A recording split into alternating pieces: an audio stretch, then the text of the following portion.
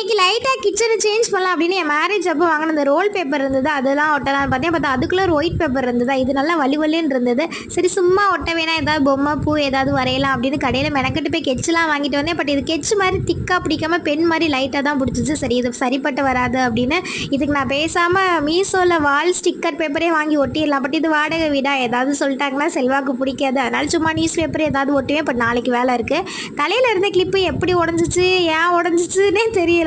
But வாரத்துக்கு ஒரு clip வாங்குறதா இருக்குது. எனக்கு மட்டும் இன்றைக்கி ஈவினிங் நல்லா சிலுசிலுன்னு காற்று வந்தது. மாடியில் போய் ட்ரெஸ் எல்லாமே எடுத்துகிட்டு இன்றைக்கி நைட்டுக்கு சாம்பார் தான் வைக்கலான்னு ஒரு பக்கம் பருப்பு வேக போட்டு அப்படியே சாப்பாடும் வச்சுட்டேன். பார்த்தா சவுச்சக்கா இருந்ததா, செல்வாக்கு சவுச்சக்கா பருப்பு கூட்டு ரொம்ப பிடிக்கும். சரி அப்படியே வச்சுட்டு சைடிஷாக ஒன்று பண்ணேன். எல்லாம் முடிச்சுட்டு நம்மளும் லைட்டாக ஃப்ரெஷ் ஆகிட்டு ப்ரேயர் பண்ணிட்டு சாப்பிட வேண்டியது தான். செல்வார டைம் ஆகும். இன்னைக்கு ஜாய், ஹர்ஷித், பார்த்திபன், செபஸ்டியன், மன்சு, சத்யா, ஸ்ரீ வித்யா, பாஸ், அக்னிஷ், அனுஷ்கா, ராஜமாரன் இவங்க எல்லாருக்குமே இனிய பிறந்தநாள் நல்வாழ்த்துக்கள். எப்போ ஹாப்பியாக இருங்க.